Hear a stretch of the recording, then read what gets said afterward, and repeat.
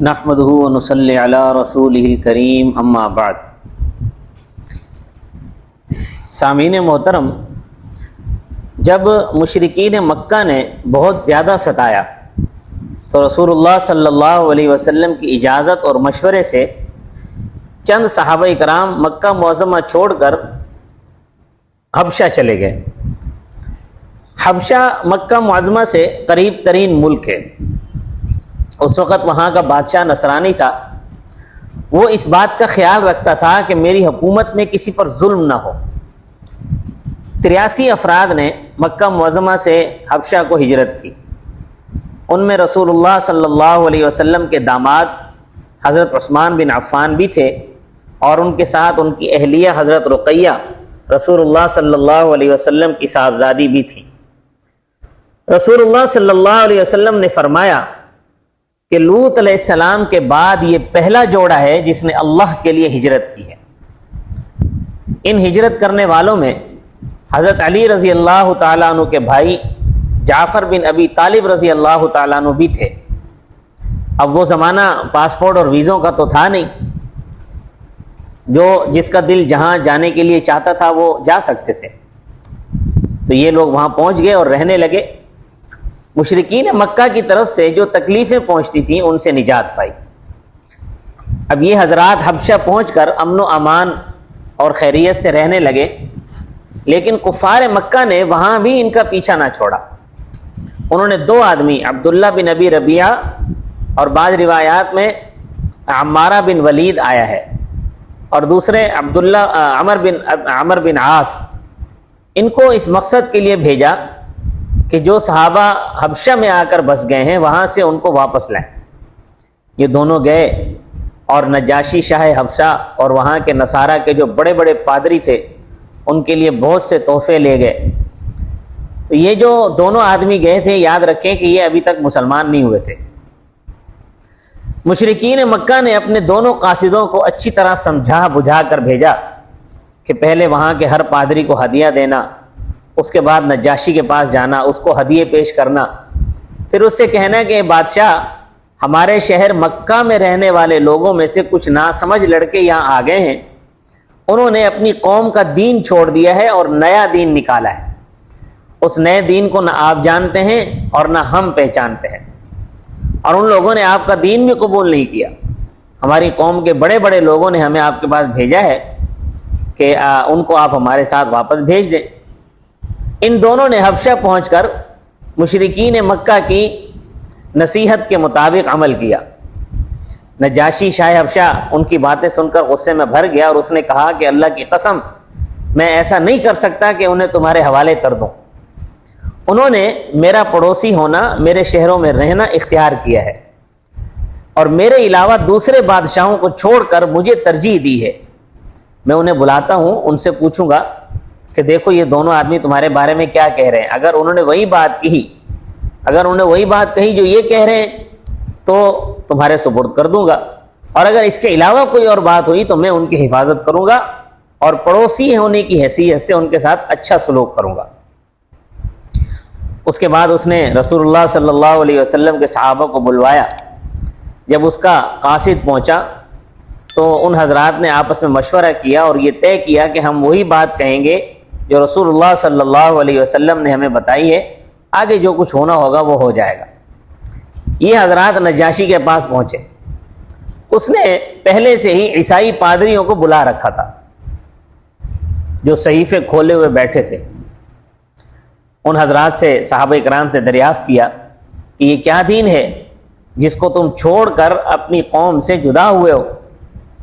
نہ میرے دین میں داخل ہوئے اور نہ کسی اور دین کو اختیار کیا۔ حضرت جعفر بن ابی طالب رضی اللہ تعالیٰ عنہ نے جواب دیا کہ اے بادشاہ، ہم لوگ جاہلیت میں پھنسے ہوئے تھے، بتوں کی پوجا کرتے تھے، مردار کھاتے تھے، فحش کام کرتے تھے، قطع رحمی کرتے تھے، ایک پڑوسی دوسرے پڑوسی کو تکلیف پہنچاتا تھا، جو قوی ہوتا تھا وہ ضعیف کو ہڑپ کر لیتا تھا۔ ہمارا یہی رنگ ڈھنگ تھا۔ اللہ تعالیٰ نے ہم ہی میں سے ایک رسول بھیجا جس کے نسب کو، سچائی کو اور امانت داری کو اور پاک بازی کو ہم جانتے ہیں۔ اس رسول نے ہمیں اللہ تعالیٰ کی طرف سے نازل کردہ احکام بتائے تاکہ ہم اس کو وحدہ لا شریک مانیں اور اس کی عبادت کریں، اور جو کچھ ہم نے اور ہمارے باپ دادوں نے پتھروں اور بتوں کو معبود بنا رکھا تھا اس کو چھوڑ دیں۔ رسول اللہ صلی اللہ علیہ وسلم نے ہمیں یہ بھی حکم دیا کہ ہم سچ بولیں، امانت ادا کریں، صلہ رحمی کریں، پڑوسیوں کے ساتھ اچھا سلوک کریں، حرام چیزوں سے اور ناحق قتل کرنے سے دور رہیں۔ انہوں نے ہمیں فحش باتوں، فحش کاموں سے اور جھوٹی باتوں سے، یتیم کا مال کھانے سے، پاک عورتوں پر تہمت لگانے سے منع فرمایا، اور ہمیں نماز کا حکم دیا، روزے رکھنے کا حکم دیا۔ یہ نماز پڑھنا اور روزے رکھنا یہ اس وقت نفلی کام تھے، یہ فرائض کے احکام بعد میں نازل ہوئے۔ تو فرمایا لہٰذا ہم نے اس رسول کی تصدیق کی، اس پر ایمان لے آئے، اور اس نے جو کچھ فرمایا اور بتایا اس پر عمل کرنے لگے۔ ہم نے توحید کو اختیار کر لیا اور شرک سے دور ہو گئے۔ اب جب ہم لوگوں نے سچا دین اختیار کر لیا تو یہ ہماری قوم کے لوگ ہم سے ناراض ہو گئے، ہم پر ظلم و زیادتی کرنے لگے، ہمیں طرح طرح کی تکلیفیں دیں، سچے دین سے ہٹانے کے لیے ہم پر زور ڈالنے لگے تاکہ ہم پھر سے بتوں کی عبادت کرنے لگیں اور برے اعمال کرنے لگیں اور خبیث چیزیں کھانے لگیں۔ جب ان لوگوں نے ہم پر ظلم کیا، بہت زیادتی کی اور ہم پر جینا تنگ کر دیا اور اس کوشش میں لگ گئے کہ ہمیں دین حق سے ہٹا دیں، تو ہم آپ کے شہروں میں آ گئے۔ ہم نے دوسرے بادشاہوں پر آپ کو ترجیح دی اور آپ کے پڑوس میں رہنا منظور کیا، اس امید پر کہ ہم آپ کے پاس امن و امان کے ساتھ رہیں گے، ہم پر کوئی ظلم نہ کیا جائے گا۔ اب یہ سب باتیں سن کر نجاشی نے کہا اچھا تمہارے رسول صلی اللہ علیہ وسلم پر جو کچھ نازل ہوا ہے اس میں سے تمہیں کچھ یاد ہے؟ حضرت جعفر نے کہا کہ ہاں ہمارے پاس محفوظ ہے۔ تو نجاشی نے کہا تو کچھ مجھے سناؤ۔ حضرت جعفر رضی اللہ تعالیٰ عنہ نے سورہ مریم کا شروع سے پڑھنا شروع کیا۔ یہ موقع شناسی کی بات ہے، چونکہ نجاشی نصرانی تھا یعنی عیسائی تھا، اس لیے اسے قرآن مجید میں سے حضرت مریم اور ان کے بیٹے حضرت عیسیٰ علیہ السلام ہی کا ذکر سنانا یہ وقت کا تقاضا تھا۔ حضرت جعفر رضی اللہ تعالیٰ عنہ نے سورہ مریم پڑھنا شروع کیا تو نجاشی نے زارو قطار رونا شروع کر دیا، اس کی داڑھی آنسوؤں سے تر ہو گئی۔ اس کے بعد جو نصرانی دین کے علماء موجود تھے اور جو اپنی کتابیں کھولے ہوئے بیٹھے تھے، رو رو کر انہوں نے اپنی کتابوں کو بھی ترک کر دیا۔ نجاشی نے کہا کہ یہ اور وہ کتاب جو عیسیٰ علیہ السلام لے کر آئے تھے دونوں ایک ہی طاقچے سے نکل رہے ہیں، یعنی دونوں اللہ تعالیٰ کی طرف سے ہیں۔ پھر مکہ والوں کے بھیجے ہوئے دونوں قاصدوں سے کہا کہ تم چلے جاؤ، اللہ کی قسم میں ان لوگوں کو تمہارے حوالے نہیں کروں گا۔ اب جب مکہ والوں کے دونوں قاصدوں نے یہ ماجرا دیکھا اور اپنا سا منہ لے کر نجاشی کے دربار سے باہر نکلے، عمر بن عاص نے کہا کہ میں کل کو ایسی تدبیر کروں گا کہ ان لوگوں کو جو ہری بھری جگہ مل گئی ہے یہاں سے نکلنا پڑے گا۔ عبداللہ بن ربیعہ نے کہا ایسا نہ کرو، آخر یہ اپنے ہی رشتہ دار اور عزیز و قریب ہیں، اگرچہ دین میں ہمارے مخالف ہو گئے، لیکن عمر بن عاص نہ مانے۔ صبح کو پھر نجاشی کے دربار میں گئے اور کہا کہ بادشاہ یہ لوگ عیسیٰ ابن مریم کے بارے میں بہت ہی زیادہ غلط بات کہتے ہیں، ان کو بلا کر آپ پوچھئے عیسیٰ علیہ السلام کے بارے میں آپ کا کیا عقیدہ ہے۔ نجاشی نے دوبارہ صحابہ کرام کو بلوایا اور انہوں نے آپس میں کہا کہ عیسیٰ علیہ السلام کے بارے میں کیا بتاؤ گے؟ پھر آپس میں یہی طے ہوا کہ ہم وہی کہیں گے جو اللہ نے فرمایا ہے، ہمارے نبی نے بتایا، آگے جو ہونا ہوگا ہو جائے گا۔ جب یہ لوگ نجاشی کے پاس پہنچے تو اس نے ان حضرات سے پوچھا کہ عیسیٰ بن مریم کے بارے میں تم کیا کہتے ہو؟ حضرت جعفر نے فرمایا ہم وہی کہتے ہیں جو ہمارے رسول صلی اللہ علیہ وسلم نے بتایا، وہ یہ ہے کہ عیسیٰ اللہ کے بندے اور اس کے رسول ہیں اور اس کی روح ہے جو اس نے مریم کی طرف بھیجی، اور اس کا کلمہ ہے جو اس نے مریم کی طرف بھیجا، جو بالکل کنواری تھی اور مردوں سے بچ کر رہنے والی تھی۔ یہ سن کر نجاشی نے زمین پر اپنا ہاتھ مارا اور ایک چھوٹا سا لکڑی کا ٹکڑا اٹھایا اور کہا اللہ کی قسم عیسیٰ ابن مریم بالکل ایسے ہی تھے جیسے انہوں نے بیان کیا، ان کی شخصیت اس بیان سے اتنی بھی آگے نہ تھی جتنی میرے ہاتھ میں لکڑی ہے۔ اب چونکہ نصارہ میں یہ عقیدہ چلا آ رہا تھا کہ عیسیٰ علیہ السلام اللہ کے بیٹے ہیں، اس لیے پادری لوگ جو وہاں موجود تھے ان کو بہت ناگوار گزرا۔ نجاشی نے کہا کہ بات یہی ہے جو انہوں نے کہی ہے، اگرچہ تم کتنا ہی ناک منہ چڑھاؤ۔ اس کے بعد نجاشی نے صحابہ رضی اللہ عنہ سے کہا کہ آپ لوگ جائیے، میری سرزمین میں امن چین کے ساتھ رہیے، جو شخص تمہیں برا کہے گا اسے سزا بھگتنی ہوگی. مجھے یہ پسند نہیں ہے کہ مجھے سونے کا پہاڑ مل جائے اور تمہیں کوئی تکلیف پہنچ جائے. نجاشی نے یہ کہا اور مکہ والوں کے دونوں قاصدوں کے ہدایہ واپس کر دیے اور کہا کہ اللہ نے جب میرا ملک مجھے واپس کیا تو مجھ سے کوئی رشوت نہیں لی. اب میں اللہ کے دین کے بارے میں رشوت کیسے لے سکتا ہوں؟ مجھے لوگوں کو راضی رکھنے کی کوئی ضرورت نہیں ہے. جب یہ ماجرا پیش آیا تو دونوں آدمی مکہ والوں کے قاصد بری طرح بدحالی کی صورت میں واپس آ گئے. حضرات صحابہ جو ہجرت کر کے گئے تھے وہ سب وہاں امن و امان اور خیر و خوبی کے ساتھ رہنے لگے. کچھ عرصے بعد یہ خبر پہنچی کہ مکہ والے مسلمان ہو گئے ہیں، اس لیے بعض صحابہ واپس مکہ معظمہ آ گئے، بعض صحابہ وہیں حبشہ میں رہتے رہے. جب حبشہ چھوڑ کر آنے والے حضرات مکہ معظمہ پہنچے تو معلوم ہوا کہ وہ خبر تو جھوٹی تھی، یہاں مسلمانوں پر تو اور زیادہ سختی ہو رہی ہے. پھر ان میں سے بعض حضرات واپس حبشہ چلے گئے اور بعض حضرات مکہ معظمہ ہی میں رہ گئے اور مصیبتیں برداشت کرتے رہے. رسول اللہ صلی اللہ علیہ وسلم حضرت ابوبکر صدیق کو ساتھ لے کر مدینہ منورہ کو ہجرت فرما گئے اور پیچھے سے اکثر صحابہ بھی مدینہ منورہ پہنچ گئے. بعض ضعفاء اور عورتیں اور بچے رہ گئے. سن 7 ہجری میں جب آپ فتح خیبر کے لیے تشریف لے گئے اور ابھی خیبر ہی میں تھے کہ حبشہ میں جو حضرات مقیم تھے وہ وہیں خیبر میں جا کر آپ صلی اللہ علیہ وسلم سے مل لیے.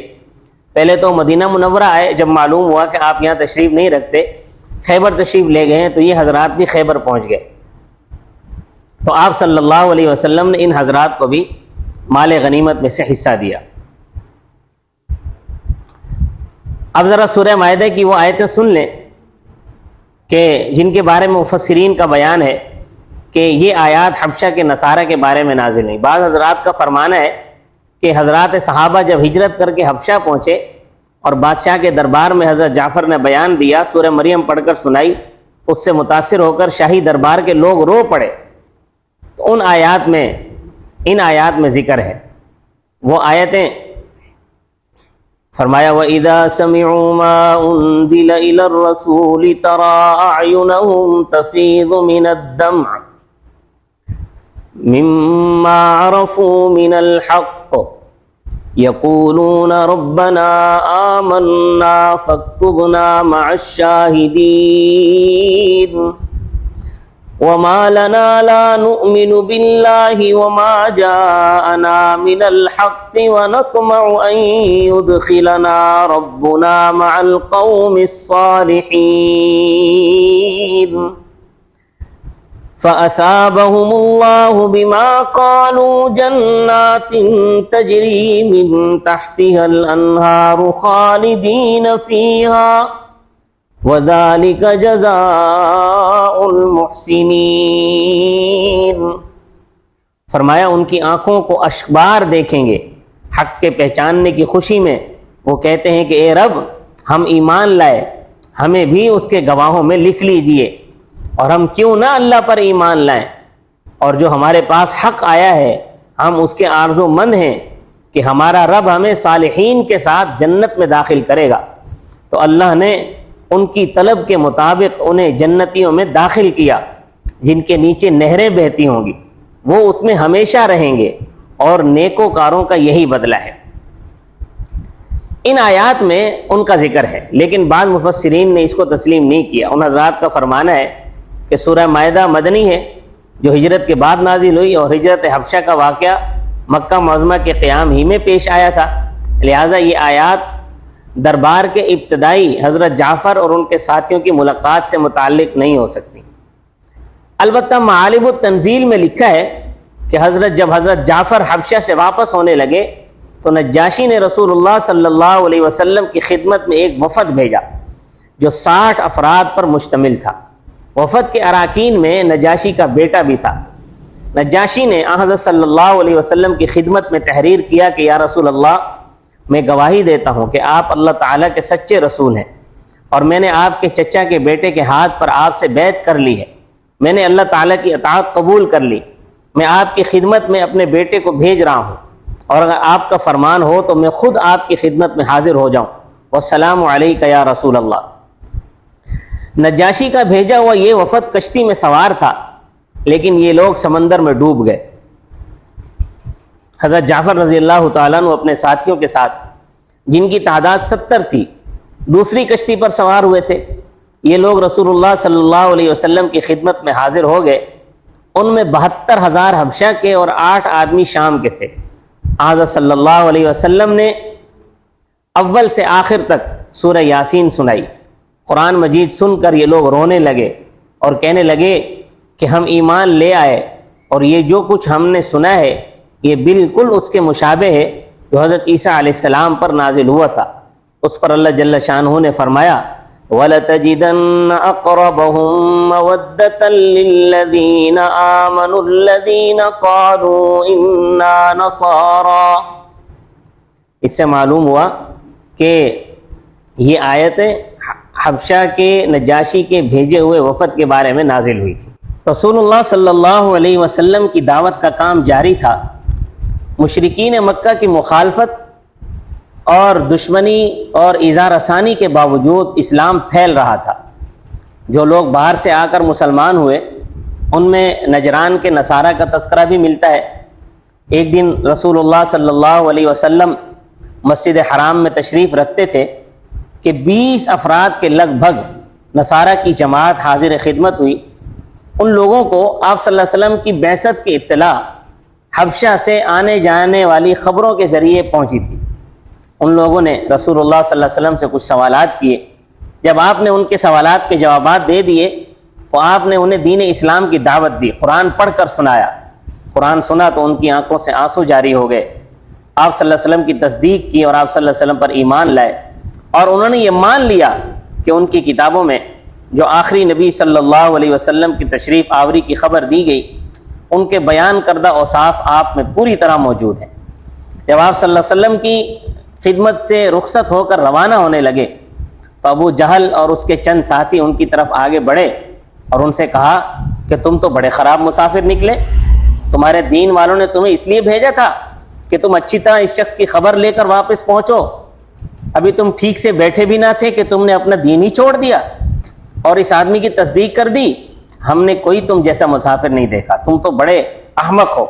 یہ سن کر نجران سے آنے والے نئے مسلمانوں نے جواب میں کہا سلام علیکم لا نجاہلکم لنا ما نحن علیہ ولکم ما انتم علیہ لم نأل انفسنا خیرا۔ تم اپنی جگہ خوش رہو، ہم تمہاری جہالت کا جواب نہیں دیتے، ہمیں اپنے دین پر چلنے کا ثواب ملے گا اور تمہیں تمہارے دین پر چلنے کا بدلہ ملے گا۔ ہم نے جو کچھ کیا سوچ سمجھ کر کیا اور اپنے حق میں خیر کو اختیار کرنے میں ہم نے کوئی کوتاہی نہیں کی۔ وما علینا الا البلاغ المبین۔